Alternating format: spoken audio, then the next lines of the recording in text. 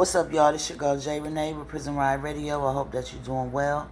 This morning I got a brother on the phone by the name of Zechariah James, and he pulled up on us so he can tell us what's going on with him. So we're not going to delay. We're going to jump right into it. All right, bro. Appreciate you for pulling up on us. Man, no doubt. Man, appreciate for y'all being here so I can pull up. All right. For sure. Tell the people a little bit about yourself and where you're from. My name is Zechariah James, so people call me Zach.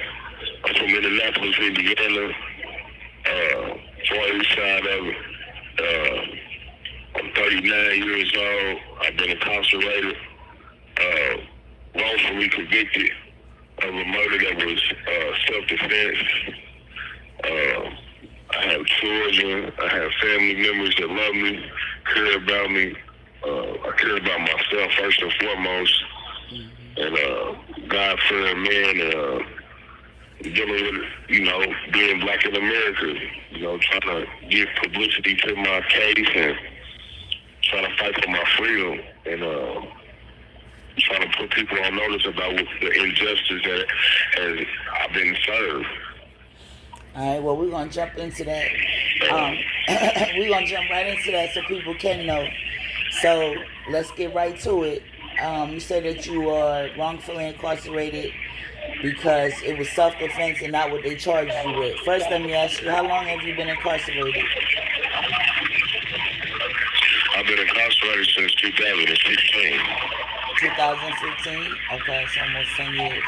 So walk us through what happened, bro. Like, what's going on?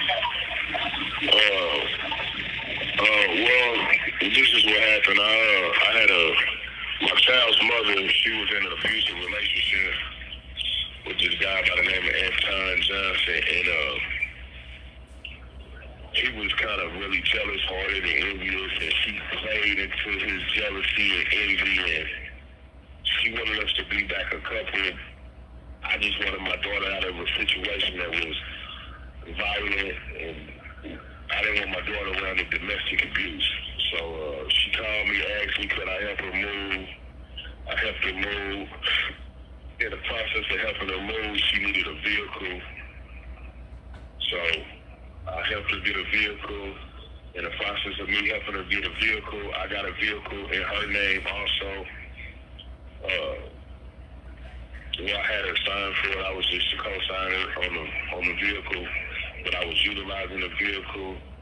One weekend, I had my daughter and my sons and stuff for family events and stuff like that, and my truck ended up getting towed. So I had to call her, since I wasn't the first person on the bill of sales, to get my truck out of the tow. So I called her to get my vehicle out of the tow, to which her, in the process of me not wanting to mess with her, she went back with the domestic abuser husband. So I call her phone. She gets on the phone. He takes the phone from her and asks me, what am I doing calling so late? I let him know, hey, I'm calling due to my truck getting towed. I just need some help getting my truck out the tow. To which he said that they would help me and this, that, and the third, but they couldn't make it to the tow lot because the truck that I had purchased for her had got towed. So I goes out there to pick them up, to take them to the tow lot from a friend of mine. My friend gave me a ride to go pick them up. Upon getting there, I see that they had lied to me, that they did have a way to meet me at the tow lot. So when I get to the house, I'm like, well, why y'all lie to me? You know what I'm saying? He I was just playing. I was going to call your phone. I was going to let you know that, that I was on my way. I'm like, well, let's go get my car. You know what I mean? He well, I need you to follow me real quick. I got to go make a little play real quick. You know what I mean? We live in the inner city. The way he makes his money or whatever, that's not the substance of what happened.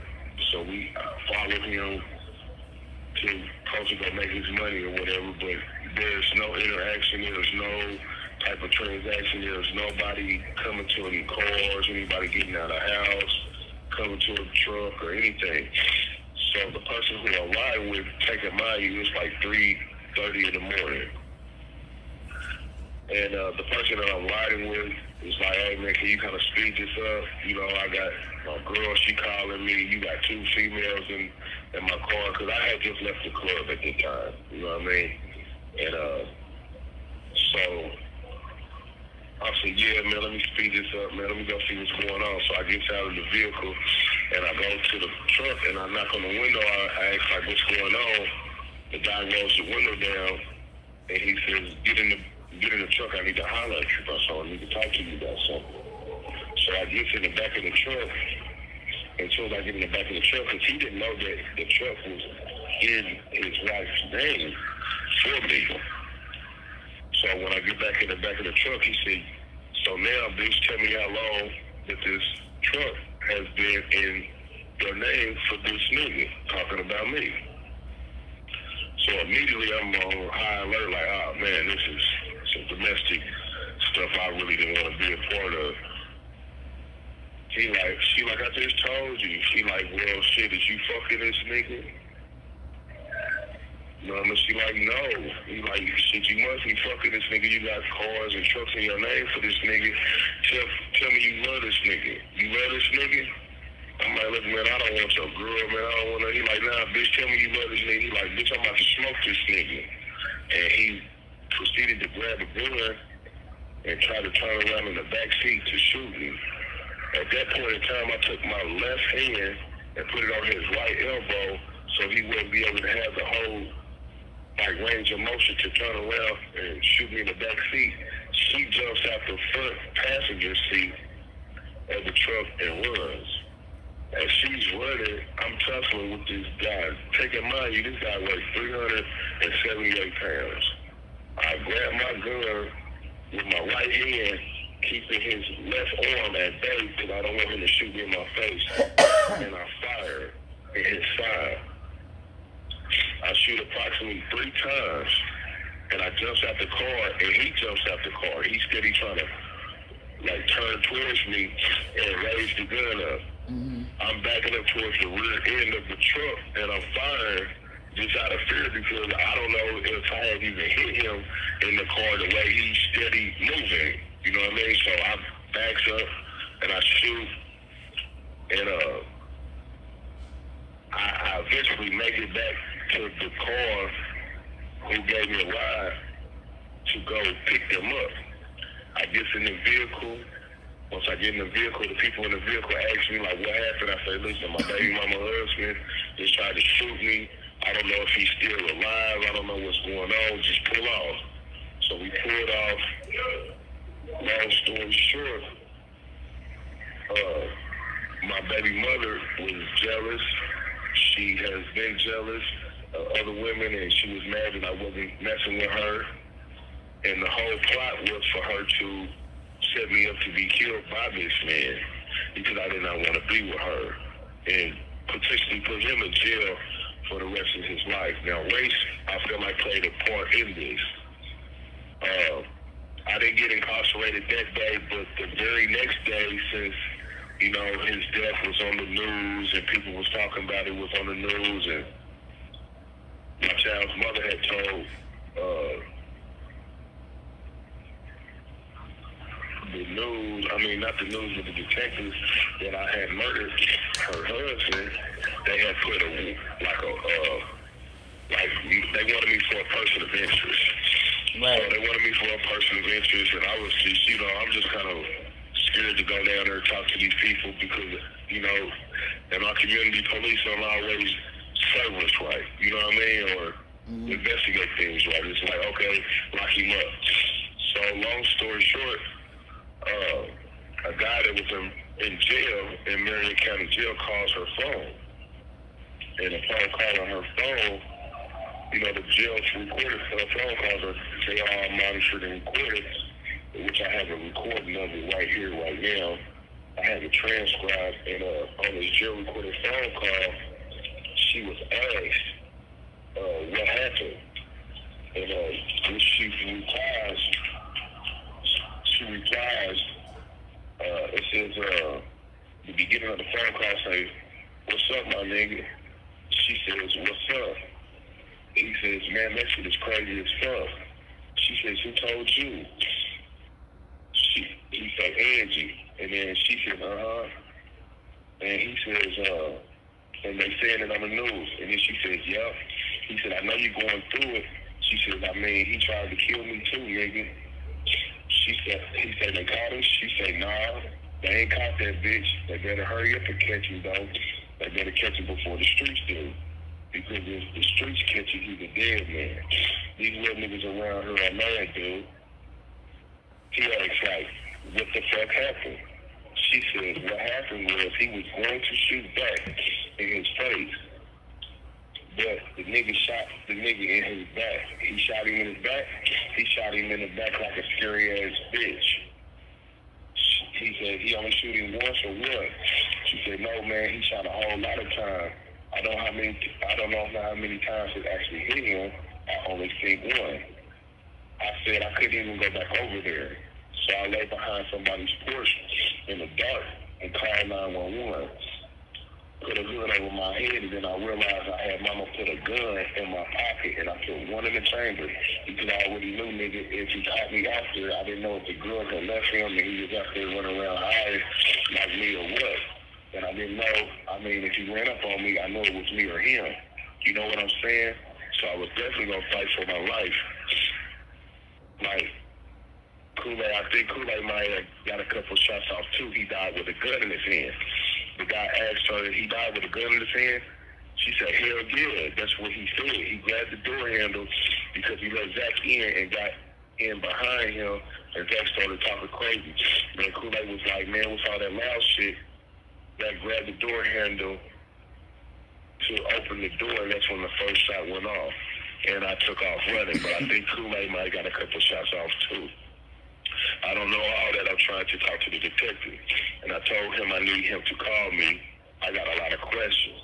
There's a lot more to this phone call, but the key points of this phone call could have freed me, which was admissible in the court of law, to where we trying to find out what happened in that car. Everybody want to know is what happened in this car. Right. And whether it was a murder, or whether it was self-defense. So when you went to trial, your lawyer didn't bring this up? You said what? When you went to trial, your lawyer didn't bring up this conversation? Yeah,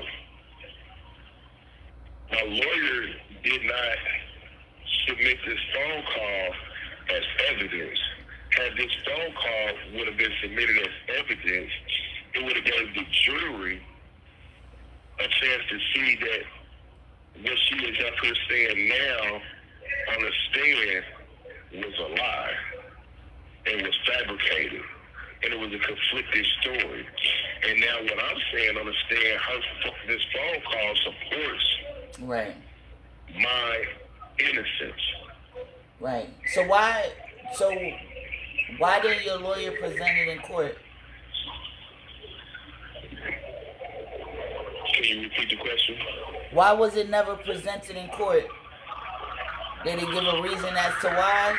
It was never presented due to the fact that I think that I just had ineffective assistance to counsel.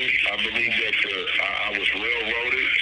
I believe that it was a conspiracy to lock another innocent black man up. I feel like that, since she was a Caucasian woman, that they did not want this phone call to come out to light, because had this phone call would have came out to light, it would have proved that she conspired to commit attempted murder. And in the state of Indiana, if you are conspiring with a person, or if you are in the process of a foreseeable felony, or in the process of a crime and someone dies, that you get charged with felony murder. And I don't believe that they wanted to bring that to light, because they would have to charge her. So instead of charging a Caucasian woman, they rather charge an African-descended man and convict him of a murder that they knew that was actually self-defense. All right. So let me ask you this: have you went through the appeal process yet, or is that something you're trying to do? Yes, I went through the appeal process. Now, the process that I'm going through now is the post-conviction release phase, and I'm trying to get support on that. And due to the fact that my case was so highly publicized and I was so wrongfully convicted, and the powers that be that pulled strings that was not supposed to be pulled to convict me, I'm trying to get more eyes, more ears, more voices, voicing my freedom, because I'm in fear that if I go in here, a lot of people is going to be highlighted that they did wrong in my case. The lawyers, the prosecution, the judges that presided over my case. So I want kind of like an oversight over them, so people can know, so they can be more accountable for their actions, because there's innocent men in here all the time, and like I know a lot of people say I didn't do nothing wrong. I didn't do nothing wrong. The number one rule in life is self-preservation, to preserve your life, and that's exactly what I did. In Indiana, we have a self-defense Indiana statute, and it says that a person is justified in using reasonable force against any other person to protect the person or a third person for what the person really believes to be an imminent use of unlawful force. However, a person is justified in using deadly force and does not have a duty to retreat if the person really believes that the force is unnecessary to prevent seriously bodily injury to the person or third person or the commission of a foreseeable felony. No person in this state shall be placed in legal jeopardy of any kind whatsoever for protecting the person or third person by reasonable means necessary. Right. A person is justified in using reasonable force, including deadly force, against any other person and does not have a duty to retreat if the person reasonably believes that the force is necessary to prevent or terminate the other person's unlawful entry of or attack of the person's dwelling, curtilage, or occupied motor vehicle. Right. Now, this is exactly what I did. Right, yeah, we definitely get the gist on that. I'm glad that the state has that. A lot of states don't have where you can kind of stand your ground, so the fact that Indiana does definitely is helpful. So let me ask you this: have you been able to put together a petition or anything yet? Okay. Have you been able to put a petition together yet or anything? No, I haven't been able to put a petition together yet. I just really got means of being able to get, reach out to the world to really be able to try to get some camaraderie to put a petition together, but I would like to put a petition together. Okay.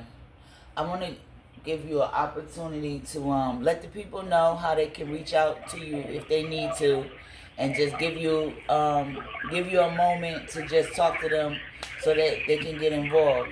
So the floor is yours. People could get in contact with me through www.connectnetwork.com. It's a GTL messaging system. My name is Zechariah James. DOC number 109077. The spelling of my name is ZECHARIAH James, JAMES. DOC 109077. Sometimes they misspell my name and spell my name with a ZACHARIAH DOC number 109077, and that's www.connectnetwork.com. connectnetwork.com.